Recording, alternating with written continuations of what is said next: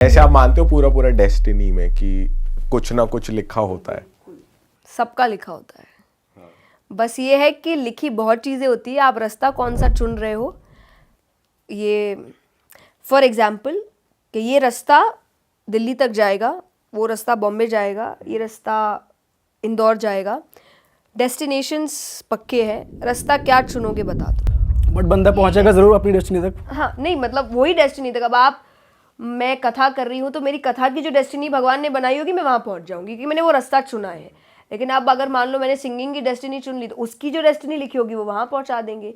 तो भगवान ने मंजिलें तय करके रखी है कि जो भी रास्ता चुनोगे उसकी मंजिल ये है, तो वो आप डेस्टिनी बोल सकते हो। तो इस रास्ते आप केस में हम ये नहीं, मतलब ये कह सकते कि आप 50-50 है, 50 फ्रीडम आपका है, 50 भगवान का डेस्टिनी बनाया गया है। मतलब हाँ, चॉइसेस हैं, उसके हिसाब से भगवान ने प्लान बना रखे हैं आपके एंड लिए। गोल जहाँ पहुंचना है वो वही है। पहुँच जाओगे। अच्छा मैम, वैसे जैसे कहते हैं ह्यूमन लाइफ का एंड गोल है कि भगवान, मतलब एनलाइटनमेंट, जिसे सिंपल भाषा में कहते हैं कि अपना ज्ञान हो जाना, ऐसा तो आपको लग रहा है कि आप ये इस जन्म में अटेन कर लोगे या कर लिया है, या मैं इसके बाद नहीं आऊंगी टाइप्स? ना ना, मुझे आना है। आना है। मैम ऐसे लोग कहते हैं कि अगर तुम स्पिरिचुअल इनफ हो गए हो तो फिर तुम उसके बाद एज अ ह्यूमन पैदा नहीं होगे, मतलब ऐसा हमने अपने पॉडकास्ट में सुना है। सही मोक्ष बताऊं तो। जो कहते हैं, कथाएं कहती है कि अगर मोक्ष प्राप्ति हो गई, बैकुंठ मिल गया, तो आपको ये जन्म मृत्यु के झंझट से छुटकारा मिल जाता है।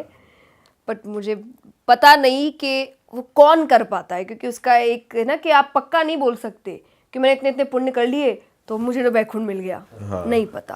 तो आप अच्छे कर्म करते रहिए, अगर उतने कर्म हो चुके अच्छे तो जब ऊपर जाओगे तो पता चल ही जाएगा कि बैकुंठ जा रहे हो, स्वर्ग जा रहे हो, नरक जा रहे हो, वो तो दिख ही जाएगा आपको।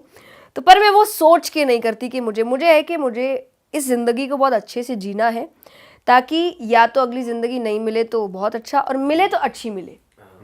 बस इतना मेरा है कि इतना ये काम अगली करूं। अगर मिले तो आप क्या चाहोगे कि सेम ही काम आपका कोई और हो, कि जैसे अभी आप जो कथावाचक वो हो? चूज करे। आप अपनी आपका मनमानी आपका मत कोई करो। कह रहा है होगा कि 50-50 हाँ, है, तो आपका आपको चूज 50 करने क्या को दे है? कोई। नहीं, मुझे आप मुझे जिस काम के लिए बनाओगे मैं अच्छे से करूंगी। क्योंकि मैंने किया, मुझे ऐसा लगता है ना, वो जो चूज करते हो ज्यादा बेटर होता है रादर देन आप जो चूज करते हो। तो मुझे वो मुझे रास्ते दिखाते रहते हैं, और जो सबको दिखाते हैं। जो आप जिसको कहते हो ना आत्मा की आवाज़ है, मैं नहीं मानती आत्मा की आवाज़ है, मुझे लगता है परमात्मा की आवाज़ है जो बता रहा है क्या करना है क्या नहीं करना है, ये सही है ये गलत है। पर उस पर दुनिया की आवाज़ थोड़ी सी हावी पड़ती है आजकल के, चलता है कोई ना, सब तो है। कोई बात नहीं, मज़ा तो आ रहा है। तो वो बस, लेकिन वो हल्की सी आवाज़ भगवान की होती है बताने वाली कि नहीं नहीं इस रास्ते जाओ, ये ज़्यादा अच्छा है। तो I will always choose that voice. आपके साथ हुआ है वैसे कोई स्पिरिचुअल एक्सपीरियंस, एज इन की कुछ अलग हुआ हो? नहीं, चमत्कार मतलब तो- जिसे कहते हैं ना कि कुछ आप, जैसे सपोज आप मंदिर भी गए हो, जैसे कि आपको किसी चीज के बारे में पूछना है कि ये हाँ करनी चाहिए नहीं, तो जैसे कहते हैं मूवी में दिखाते हैं फूल गिर गया या कुछ हो गया, ऐसा कुछ हुआ है कभी? बिल्कुल। ये देखिए, ये आपकी अपनी इच्छाएं हैं, पता है। तो अब कहते हैं ना कि मानो तो भगवान, नहीं मानो तो पत्थर। It's all about your devotion.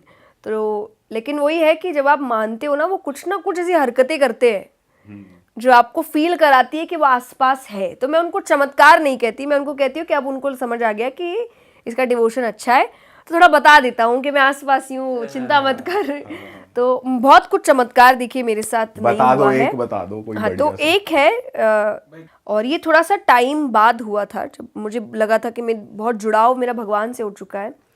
तो अब ना मुझे जब मुझे से लगता है मैंने कुछ अच्छा नहीं किया है, तो मुझे मेरे अपने घर के भगवान थोड़े से चिड़े चिड़े नजर आते हैं मुझसे, कि मतलब जो मुझे स्माइलिंग फेस हमेशा दिखता है मुझे नहीं दिखता है, तो मुझे वो थोड़े से गुस्से में दिखते हैं। अच्छा। या मुझे सैड दिखते हैं। वो पता नहीं क्या है, या तो आपके खुद के भाव होते हैं कि भगवान आपको पता है कि आपसे गुस्सा हो चुके हैं, आप अच्छा नहीं कर रहे हो, तो वो ना मुझे फिर रहने नहीं देते अच्छे से। और मैम ये आपके अच्छे काम ना होना वो क्या होते हैं, लाइक क्या आपको लगता है कि आपको मैंने पता होता है। देखिए, कोई मोरालिटी का ज्ञान आपको दे नहीं सकता जितना मनुष्य खुद जानता है। और अच्छे काम को वो डिफेंड नहीं करेगा, बुरे काम को वो 10 रीजंस के साथ डिफेंड करेगा। ये तो है। उसको पता, और वो डिफेंड कर रहा है ना, इसका मतलब उसको भी अंदर से पता है कि वो गलत है। वरना जब आप सही होते हो ना, आप सफाई नहीं देते। ये आप देखेंगे, आप बोलेंगे हाँ जो सोच रहा है सोच। और ये भी है कि बुरे काम में मजा भी आता है। टेढ़े काम में मजा भी आता है, ये बात भी ह्यूमन नेचर है। अरे बिल्कुल, एक मेरा एक भजन है कि जिसमें है कि श्याम प्यारे से जिसका संबंध है उसको हर घड़ी आनंद ही आनंद है। तो उसमें एक अंतरा आता है कि भक्त कैसा होता है कि निंदा चुगली ना जिसको सुहावे, बुरी संगत की रंगत ना भावे। जब मैंने भजन सुना था मुझे ऐसा लगा क्या सही वर्ड्स है, बुरी संगत की रंगत। रंगत मतलब होता है कि जो दिखने में बहुत अच्छा है, जिसकी रंगत ताम झाम, मतलब बुरी संगत कभी दिखने में बुरी नहीं होती। वो आपको दूर से देख के लगता है यही लाइफ है, ऐसे ही जीना है, क्या मजा है, यही करना है। करने के बाद आपको पता चलता है कि इसने आपकी जिंदगी खराब कर दी। तो लेकिन सही भक्त होता है जिसको पता है ये रंगत अच्छी नहीं है, सादगी में ही असली मजा है। तो वो समझ आपको जब आ जाता है ना, वो आपको भगवान कराते हैं। लेकिन जैसा मैंने कहा, दुनिया में आप किसी को सफाई दो ना दो, आपको पता है आप सही हो कि गलत हो। और अगर इंसान बोल सकता है नहीं नहीं मैं सही हूँ, मैं ये हूँ, उसको अंदर से पता है और वो किसी से छुपा नहीं है। और अगर वो बोल रहा है मुझे नहीं पता था, उससे बड़ा झूठ और कुछ नहीं है। मैम हम आपके एक्सपीरियंस की बात कर रहे थे। हाँ वही तो, मुझे ऐसा तो उसके बाद ना फिर मेरा मन नहीं मानता, तो फिर मान लीजिए या तो मैंने झूठ बोला या मम्मी पापा को मैं जाके बोल देती यार गलती हो गई सॉरी, क्योंकि मुझे वो चीज़ जीने नहीं देती। क्योंकि वो आसपास जब मुझे ऐसे दिखते हैं ना तो मुझे बड़ा, तो ये एक है मेरे साथ, और जो मेरे साथ रेगुलरली होता है। तो मुझे पता है, और मुझे भी पता है जब मैंने गलत किया है तो मुझे पता है मैंने गलत किया है और मुझे उसकी सज़ा मिलेगी। और जब मिलती भी है तो मैं भगवान को नहीं कोसती, मुझे पता है मेरे ही कर्म है। घूम के आए हैं, अच्छे होते तब भी घूम के आते, इतना कुछ मिल रहा है तो आप अच्छा काम करो वो भी देंगे, आप बुरा करो वो भी देंगे। तो भगवान को क्यों कोसना किसी भी चीज़ के लिए। वाह ब्यूटीफुल। चलो भाई, इसी नोट पे इस पॉडकास्ट को ख़त्म करते हैं, वरना ये तो चलता ही रहेगा और हम बातें करते ही रह जाएंगे मैम के साथ वरना। तो मैं ऑडियंस से कह दूं कि मैम के जितने भी भजन की बात यहाँ पे हुई थी, जो जस्सी गिल भाई के साथ गाना था, वो भी डिस्क्रिप्शन में है। मैम के और भी भजन भी डिस्क्रिप्शन में है। इनफैक्ट अगर आप मैम की लाइफ से जुड़ना चाहते हैं तो इंस्टाग्राम पे फॉलो कर लें, और मैम का यूट्यूब चैनल का गोल बटन भी यहाँ पे आ रहा है, उसको भी सब्सक्राइब कर दें। और मैम जाने से पहले आप कुछ कहना चाहते हैं? और बस थैंक यू, बड़ा मज़ा आया, पता नहीं चला हम इतनी देर कब बात करते करते निकल गया।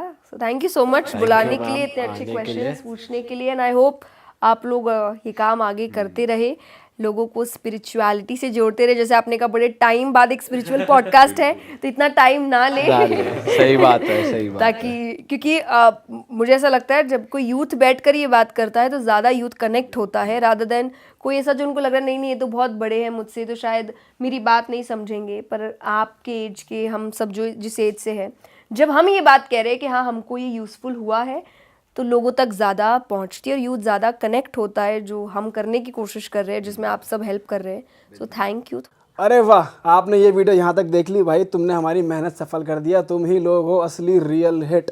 और अगर आपको बहुत मज़ा आ रहा है ऐसी क्लिप्स में, ऐसी वीडियोस में, तो फटाफट जाइए प्लेलिस्ट पे बिंज वॉच कीजिए, सारी वीडियोस देख डालो और मौज काटो। That is it. हम मिलेंगे नए पॉडकास्ट में, नए क्लिप में। Till then bye bye, see you, take care, do subscribe. Best of real talk online. Okay bye bye.